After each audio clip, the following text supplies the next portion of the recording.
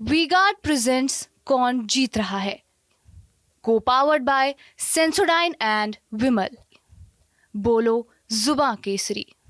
क्या ये क्षेत्र आपको नया लगा? राजनीतिक कार्यों से हम लोग राज्य और देश की यात्रा करते हैं, लेकिन यहाँ की जो मेरी यात्राएं होती हैं वो पारिवारिक यात्राएं हैं। आप जब उनके साथ भी थे, मंत्री भी थे, तो भी नीतीश कुमार का विरोध करते थे। देखिए, मैं नीतीश कुमार का मैं धुर विरोधी नहीं हूँ। राष्ट्रीय अध्यक्ष जी से मैंने कहा था कि काम करने की अगर स्वतंत्रता नहीं होगी और पार्टी के मैनिफेस्टो पे हम काम नहीं कर पाएंगे तो ऐसे सरकार में हमारा रहने का क्या औचित्य हुआ।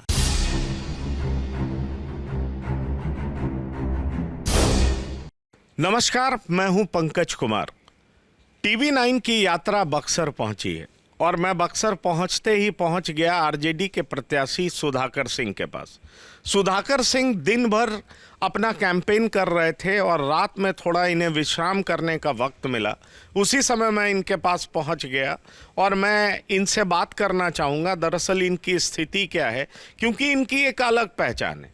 ये आरजेडी में थे, जब पूरी आरजेडी जेडीयू के साथ रहना चाहती थी तो सुधाकर सिंह तब भी नीतीश कुमार का विरोध करते थे और इसलिए इनको विपक्ष के तौर पर देखा जाता था। ये सरकार में थे लेकिन विपक्ष के तौर पर इनको देखा जाता था। रोज ये चर्चा में रहते थे, रोज ये न्यूज़ में रहते थे और माना यह जा रहा था कि इकलौते ऐसे शख्स हैं जो कि नीतीश कुमार का पुरजोर विरोध करते हैं, क्योंकि बीजेपी को जब भी मौका मिला है वो नीतीश के साथ चली गई है, आरजेडी को जब भी मौका मिला है नीतीश कुमार के साथ गठबंधन कर ली है।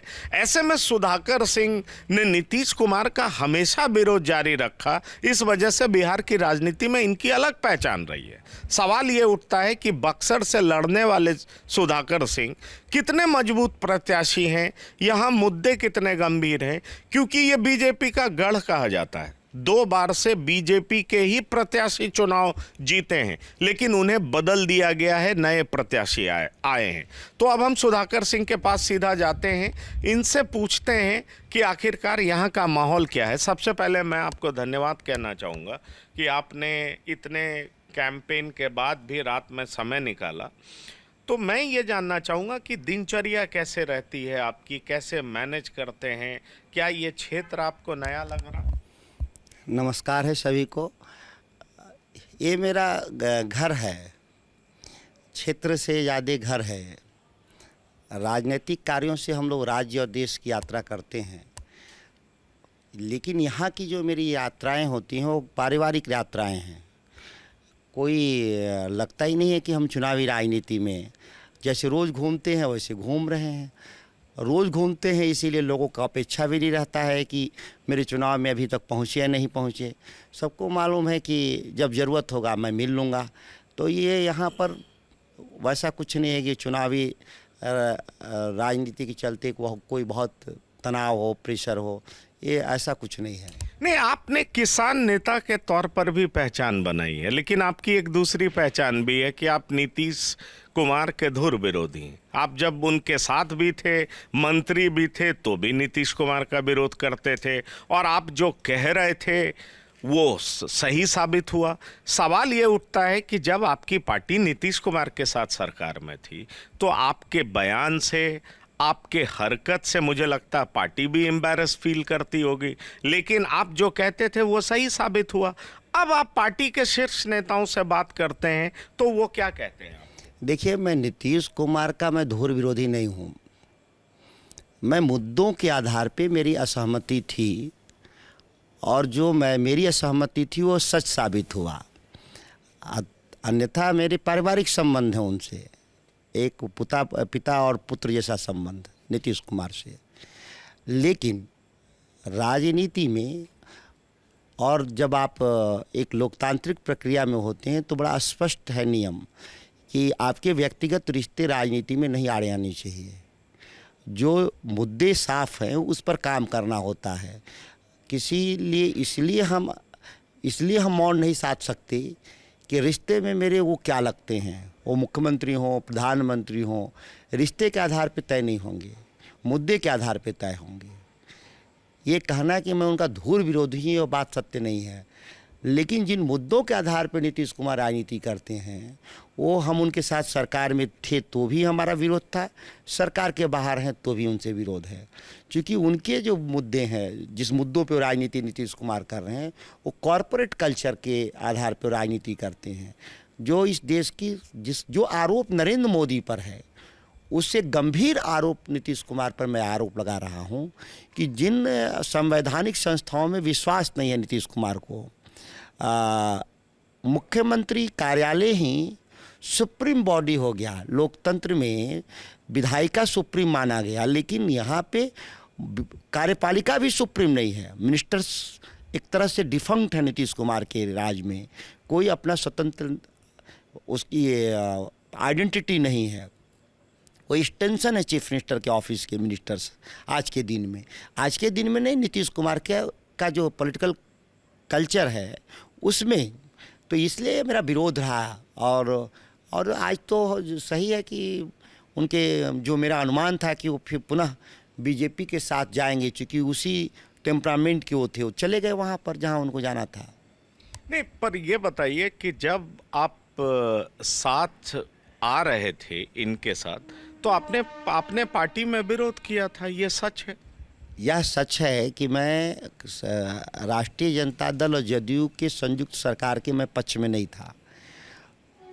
दूसरी बात यह है कि सरकार बनने की पूरी प्रक्रिया कई राजनीतिक नई परिस्थितियों के चलते हुआ, तो उसका मैं कोई रोक नहीं सकता था और उसकी मेरी कोई मंशा भी नहीं था। लेकिन सरकार में शामिल होने की इच्छा मेरी नहीं थी, यह सर्वविदित तथ्य है।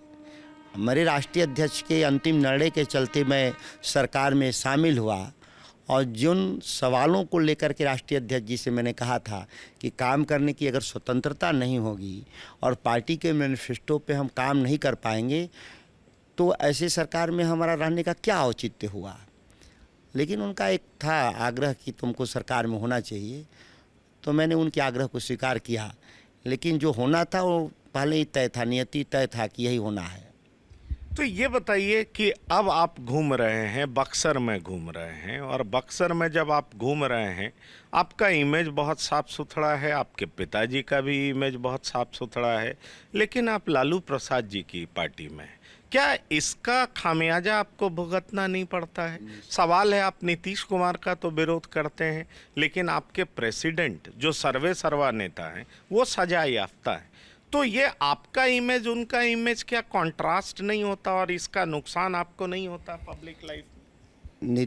सभी लोग को मालूम है कि जिन मुकदमे में राष्ट्रीय अध्यक्ष जी को सजा हुई, चूँकि वो एक न्यायिक सब जुडिस है, बहुत मैं उस पर कमेंट नहीं कर सकता।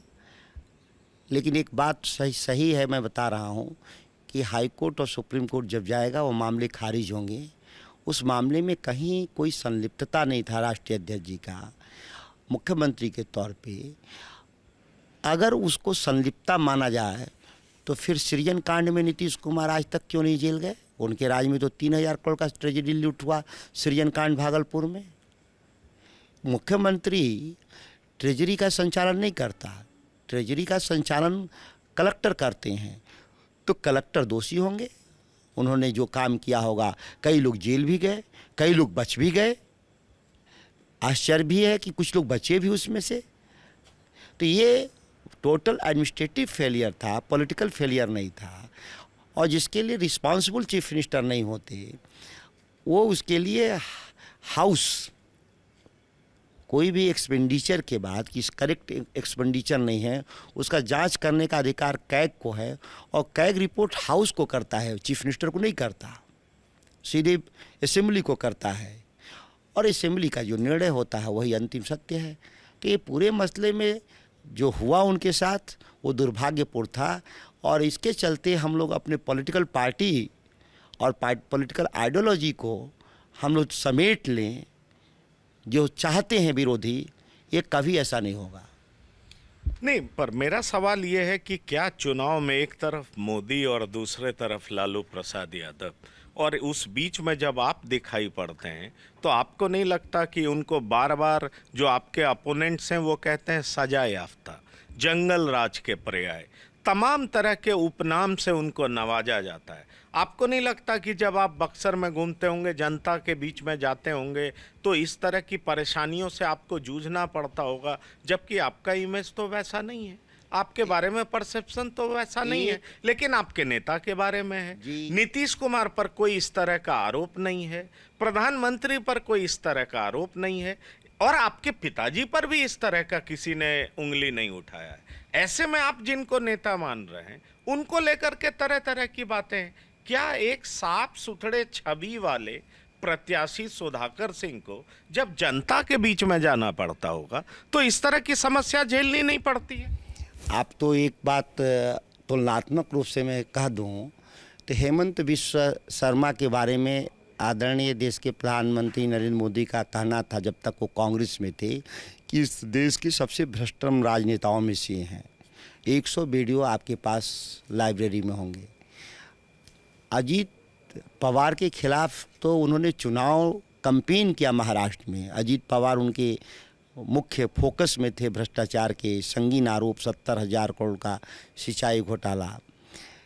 इसके बाद भी वह भारतीय जनता पार्टी में लोग हैं, आज वो लोग बड़े पद पर हैं।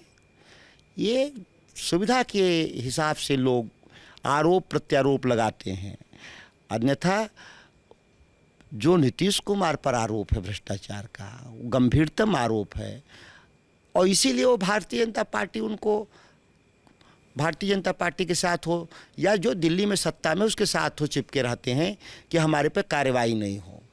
अन्यथा उनसे भ्रष्ट आदमी कौन है राज्य का, जिसके रेजिम में मुजफ्फरपुर बालिका गृह कांड हुआ, करीब करीब 42 लोगों के साथ, बच्चियों के साथ दुराचार हुआ, कई बच्चियों के लाशें मिली थी, वहाँ कंकाल मिले थे उसके कैंपस में ब्रजेश ठाकुर के। और ब्रजेश ठाकुर के से उनके तो इतने घने रिश्ते थे कि उनके बेटे के बर्थडे में बाई रोड पटना से मुख्यमंत्री मुजफ्फरपुर जाते हैं, फिर भी वो नहीं। कम से कम 120 भी तो बनता है ना षड्यंत्र में शामिल होना। कहाँ उन पर कार्रवाई हुआ आज तक? कई आरोप, दर्जनों आरोप। जब रेल मंत्री थे तो जैक घोटाला उनके राज में हुआ, स्लीपर घोटाला उनके राज में हुआ। सीबीआई जांच आज तक पेंडिंग है, पार्लियामेंट की स्टैंडिंग कमेटी के रिकमेंडेशन पे है। देश में कानून का राज अगर होता तो आज पिछले 25 साल से एक आदमी के खिलाफ जांच पेंडिंग कैसे रहा?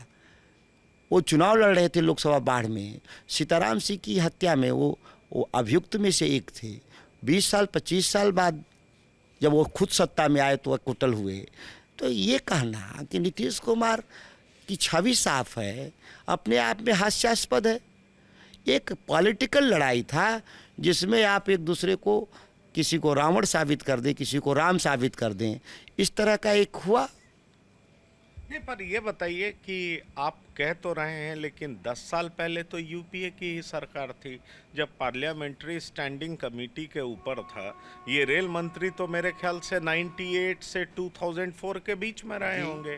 तो फिर यूपीए ने इनके खिलाफ प्रोसीडिंग स्टार्ट क्यों नहीं की?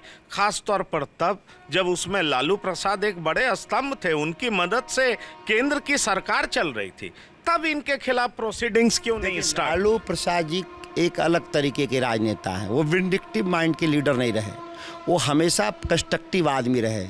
उनको जो काम मिला उसको पूरा किया। वो किसी को विंडिक्टिव माइंड से कभी किसी को तंग तबाह करने का काम लालू प्रसाद जी नहीं किए। आज भी मैं कह रहा हूँ कि उनके दरबार में कितना भारी विरोधी चला जाए और केवल उनसे सहयोग मांग ले,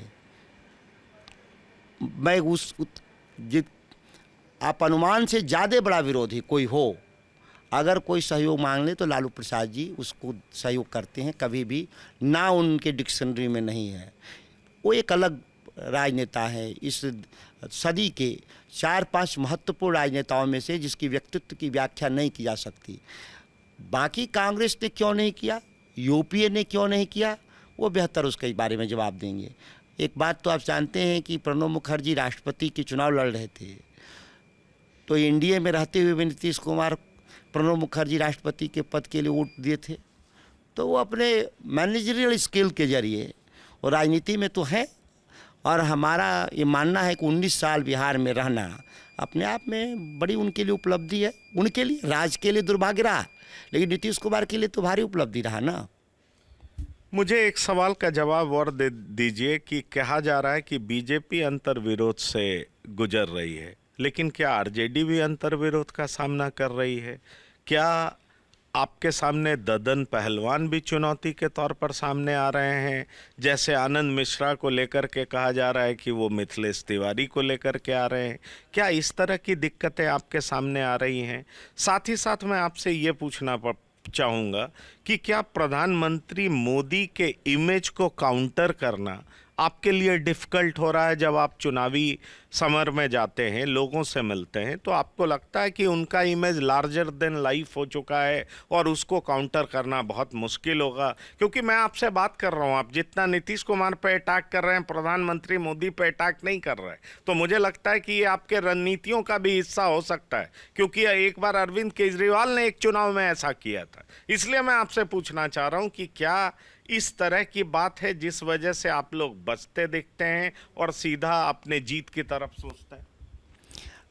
ददन जी का जो आपने सवाल उठाया, वो राष्ट्रीय जनता दल के कभी भी प्राइमरी मेंबर नहीं रहे, तो इसमें बगावत का कोई विषय नहीं। जो पार्टी में कभी रहे नहीं, किसी भी पद पर, न एमएलए के तौर पे, न पार्टी के पद पे तौर पे, तो निर्दलीय रहे जीवन भर, तो वो कभी हमारे लिए उस मामले में कोई चुनौती नहीं है। भारतीय जनता पार्टी का अंतर्विरोध है कि उनका एक हार्डकोर वर्कर वो एक इलेक्शन फाइट कर रहा है, वो भी मोदी के नाम पर, कि भाई मुझे मोदी का सपना पूरा करना है। मेरा जिसकी आप चर्चा कर रहे थे ददन जी का, वो तो कोई चर्चा ही नहीं कर रहे हैं कि हमको राष्ट्रीय जनता दल से कोई लेना देना है, लालू प्रसाद जी से लेना देना नहीं है। वो लालू प्रसाद जी से भी भारी मतभेद रहे उनके, इसीलिए कभी वो दल में रहे नहीं। रह गया भारतीय जनता पार्टी का, अगर प्रधानमंत्री जी का इतना बड़ा इमेज है तो ये 543 क्यों नहीं जीत रहे हैं? 303 पर क्यों रह जा रहे हैं? 240 तो हारते हैं वो लोग। ये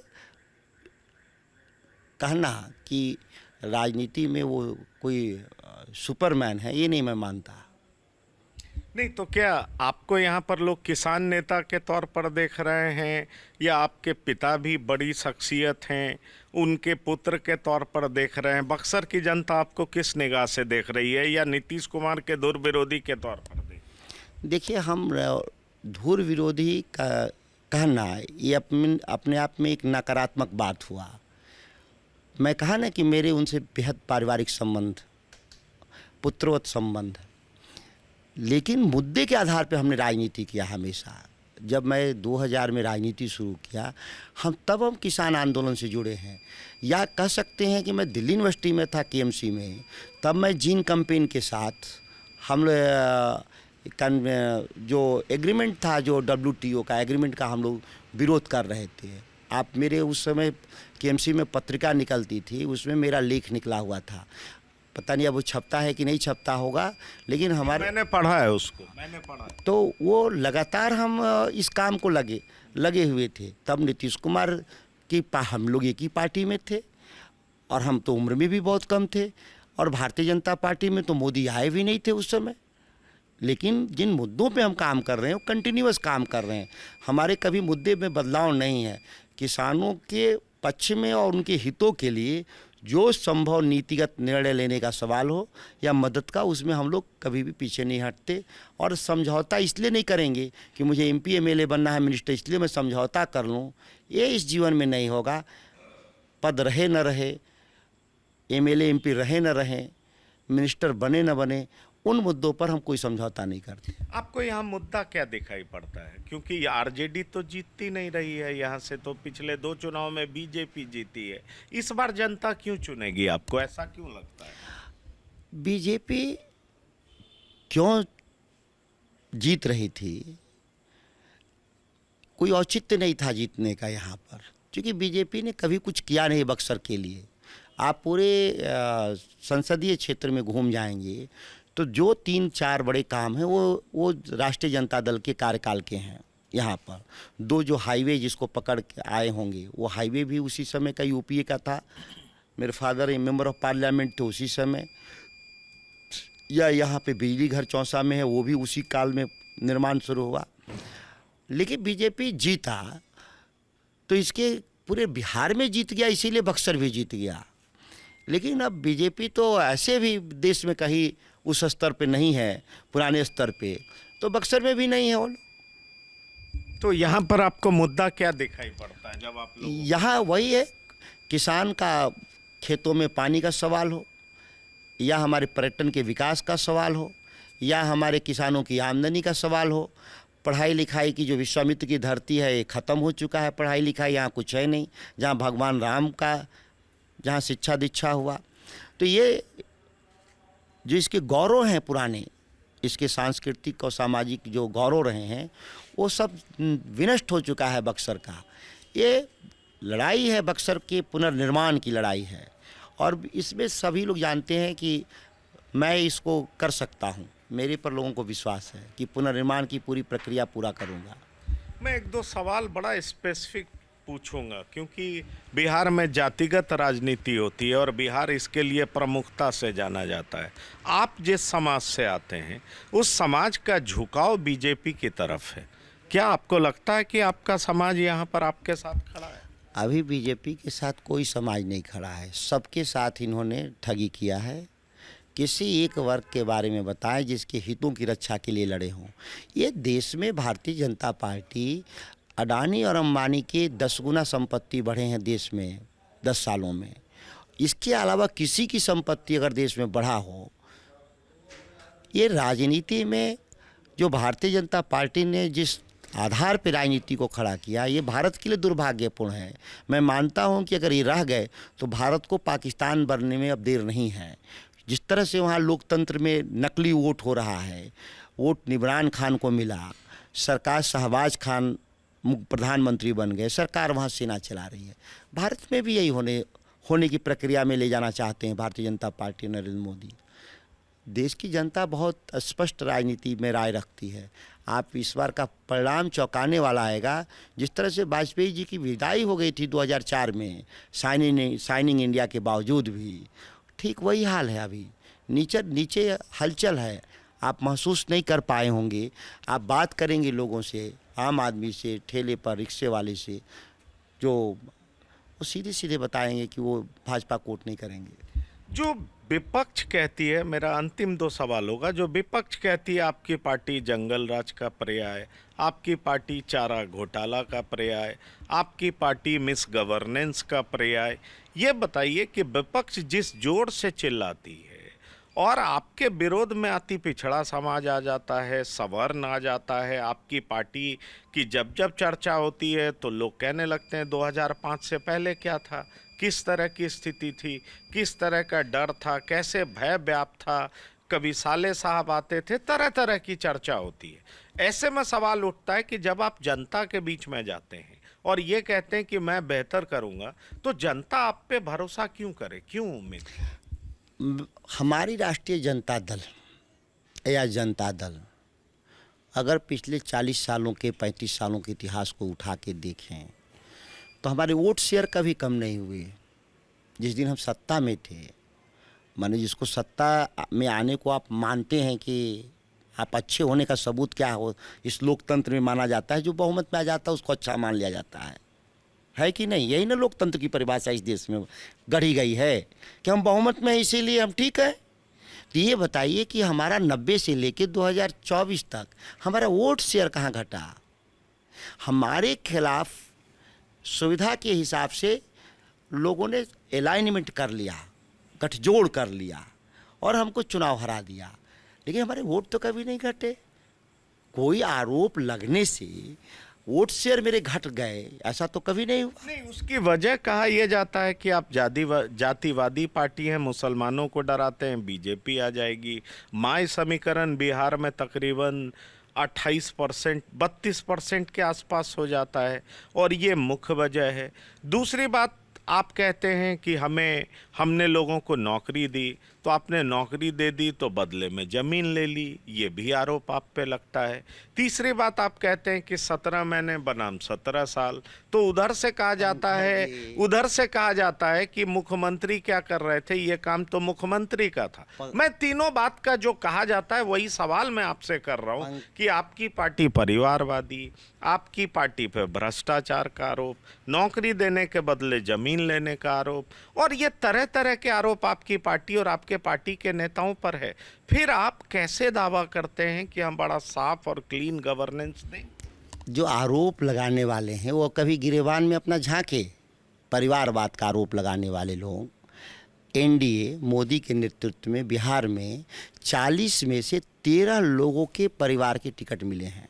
13 मेंबर ऑफ पार्लियामेंट के बेटे चुनाव बिहार में लड़ रहे हैं। ये बात भाजपा को और मोदी जी को क्यों नहीं दिखाई देता कि उन्हीं के कलम से इस बिहार में विवेक ठाकुर, शिवेश राम, अशोक यादव, संजय जायसवाल, रविशंकर सिन्हा जैसे तो आधा दर्जन तो बीजेपी में हैं।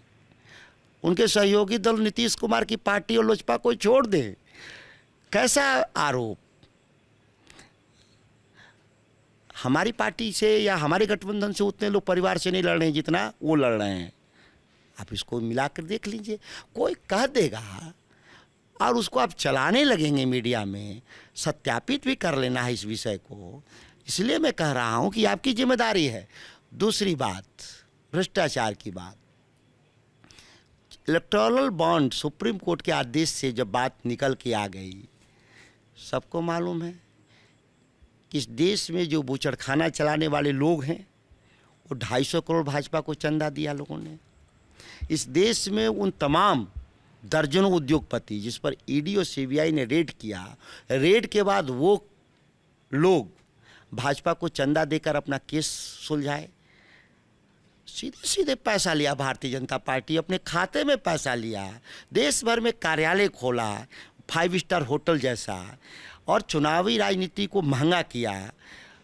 ये अब इसके बाद भी, इतने सबूत के बाद भी लोगों को लगता है कि ये विपक्ष के लोगों ने किया या सत्ता पक्ष ने अपने लाठी के बल पे किस तरीके से इस देश में लूटा और देश के उद्योगपतियों से पैसा हड़प करके चुनावी राजनीति को गंदा किया।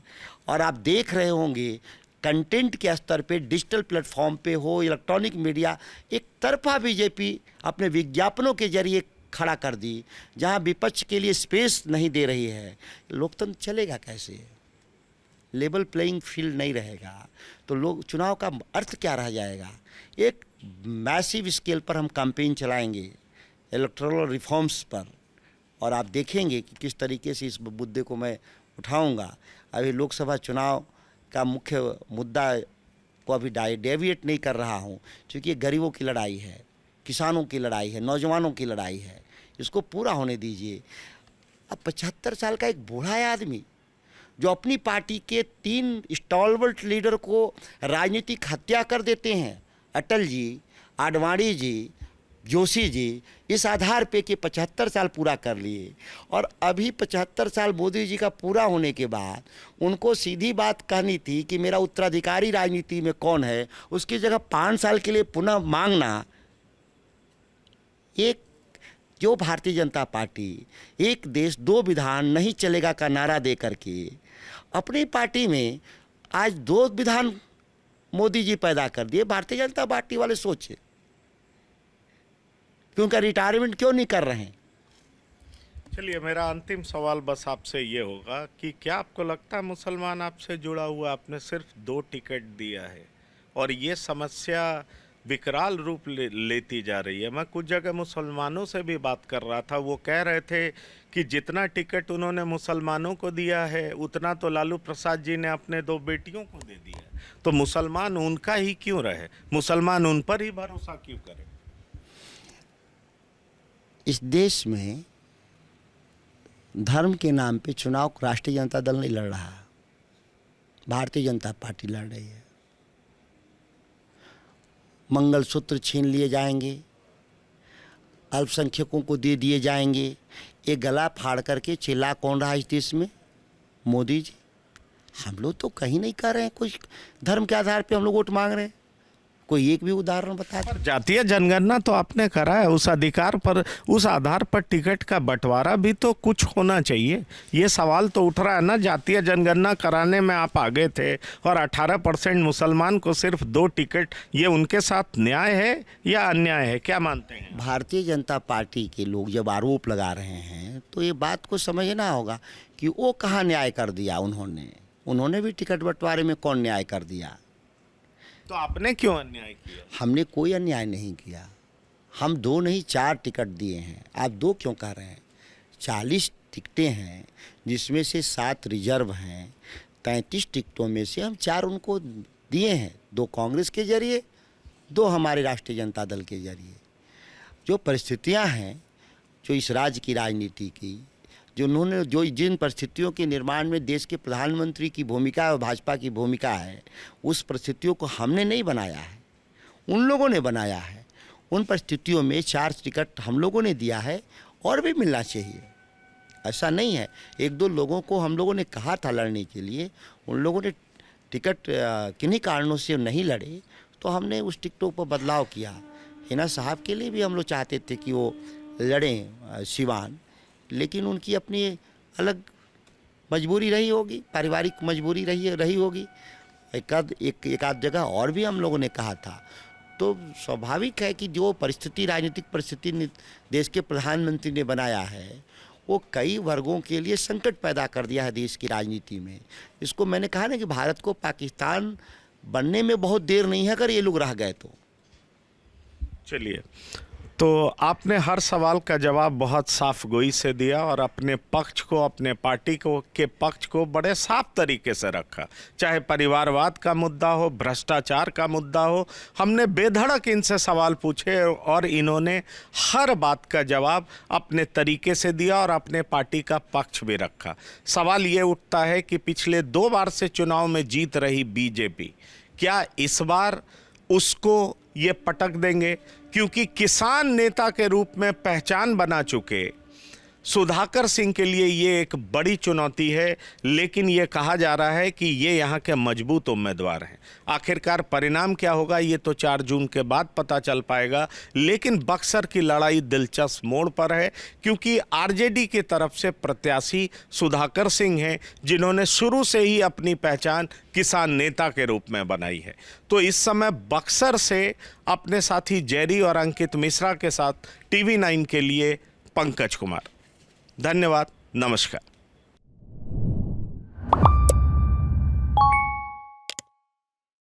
वीगार्ड प्रेजेंट्स कौन जीत रहा है, को पावर्ड बाय सेंसोडाइन एंड विमल। बोलो जुबां केसरी।